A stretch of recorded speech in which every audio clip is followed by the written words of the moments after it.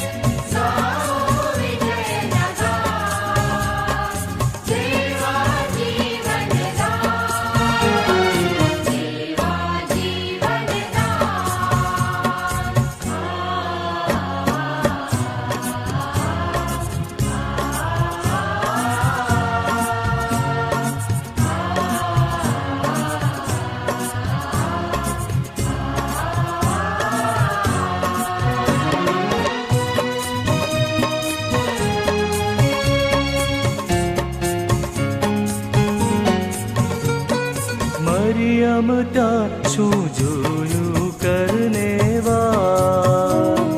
મેં નિહાળ્યા એમના તેજ પ્રતાપ, ખાલી પડ્યું કબરનું સ્થાન.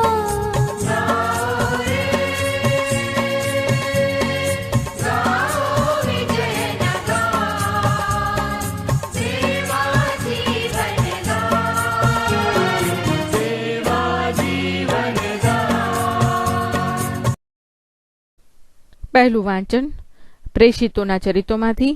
અધ્યાય 10, કડી 34, 37 થી 43. ઈશ્વર કોઈનો પક્ષપાત કરતો નથી. પછી પિતરે બોલવાનું શરૂ કર્યું. હવે મને ખરેખર સમજાય છે કે ઈશ્વર કોઈનો પક્ષપાત કરતો નથી.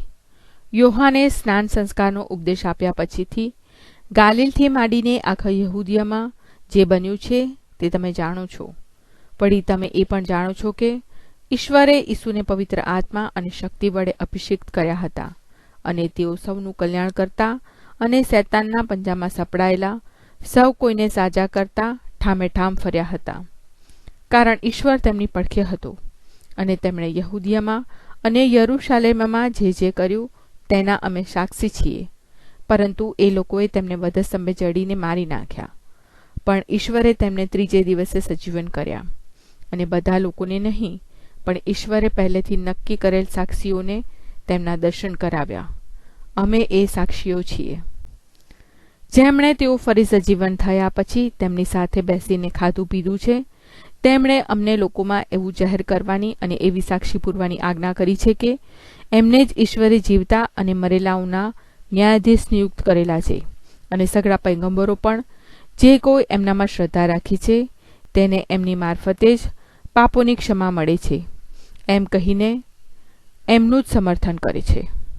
આ પ્રભુની વાણી છે, તે આપણો આધાર છે.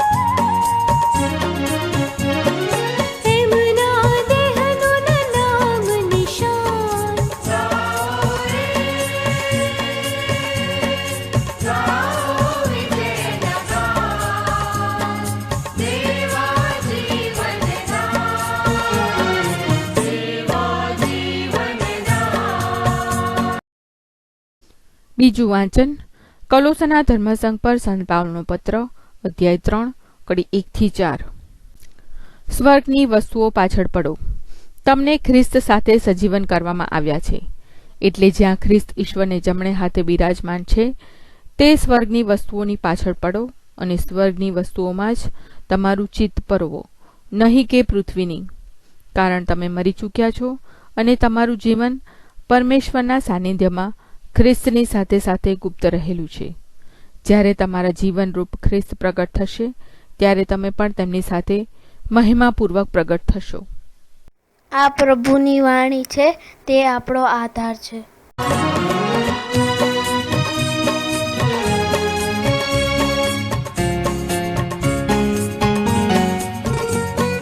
થયા સજીવન ઈસુ સાચે સાચ. એમના વચનો ખરા પડ્યા છે આજ. દર્શન દેશે ઠામે ઠામ.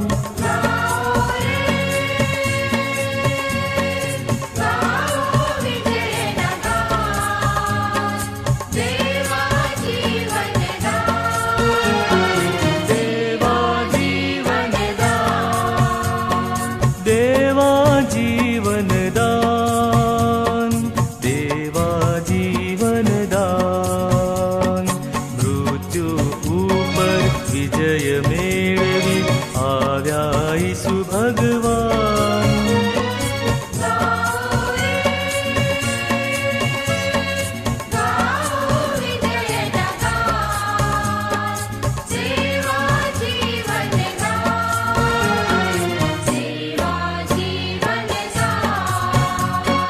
દેવા જીવનદાન.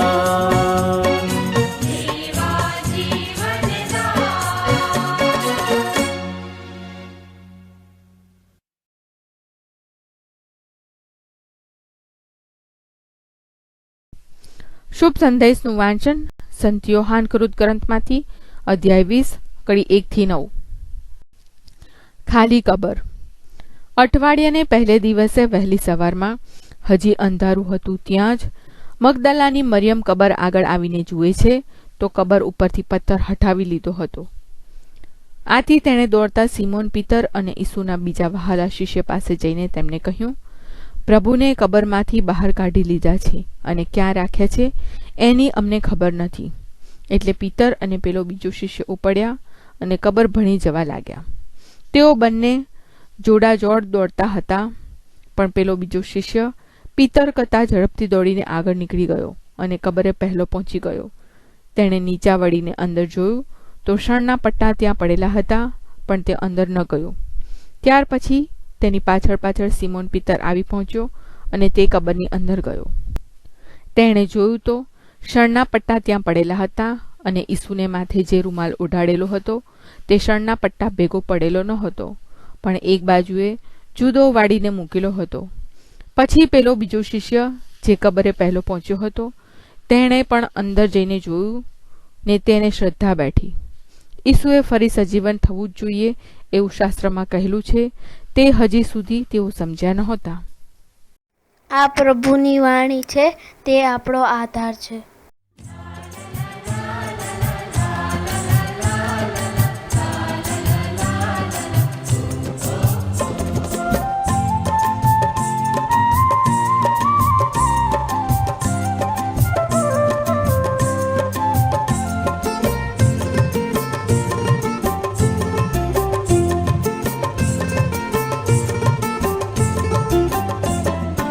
આનંદ આજે ઉર્માલ માએ ઈસુ સજીવન થાય રે.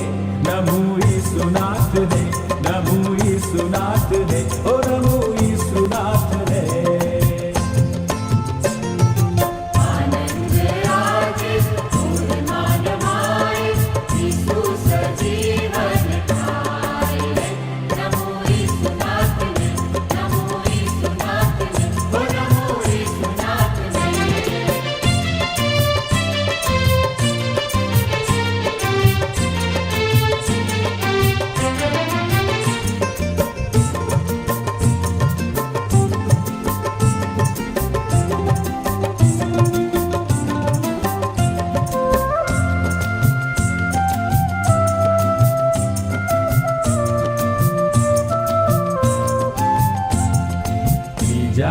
દિવસના પરોઢિયામાં ધ્રુજે છે ધરતી અપાર. પ્રતાપી રીતે થાય સજીવન ખ્રિસ્ત ઈસુ દેવા.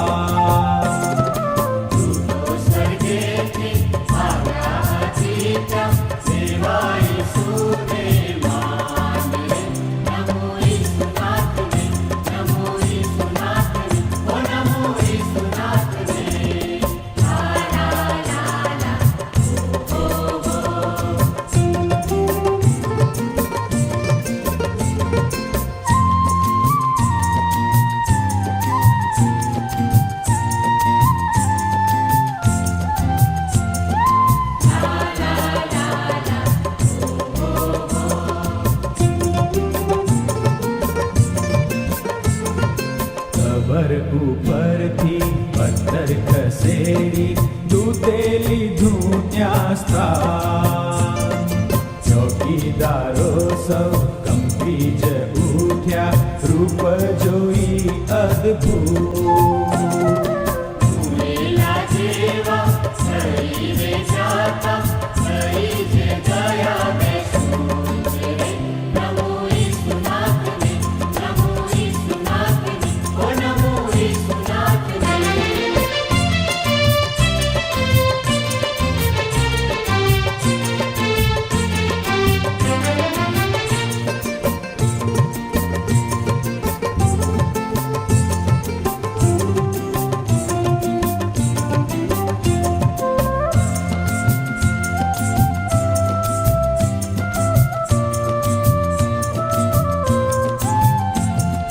મારિયાને માગદાલેન જાય જોવા ઈસુની લાશ. સૈયરો સઘળી અને યોહાનના ચાલી કરવાને તપાસ.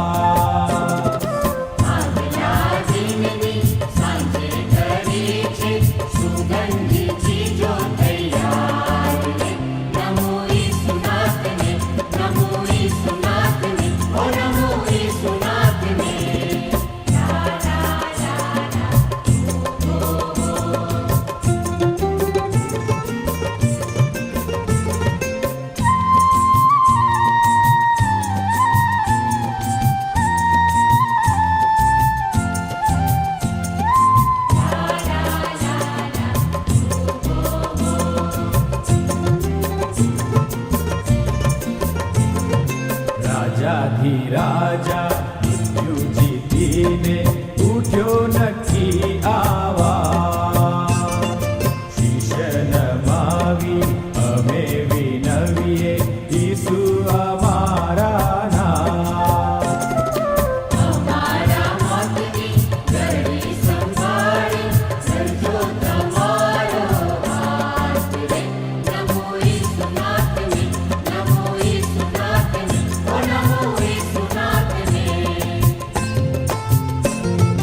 આનંદ આજે ઉર્માન માએ ઈસુ સજીવન થાય રે.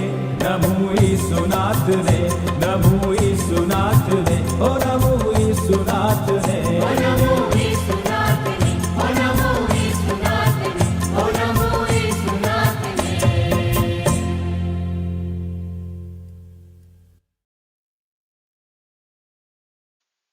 પ્રાર્થના. ઓ મારા પ્રભુ ઈસુ, હું મારા પાપો માટે પસ્તાવો કરું છું. મારા પાપો માફ કરો. મારા હૃદયમાં આવો. હું તમને મારા પ્રભુ અને તારણહાર બનાવીશ. આમેન.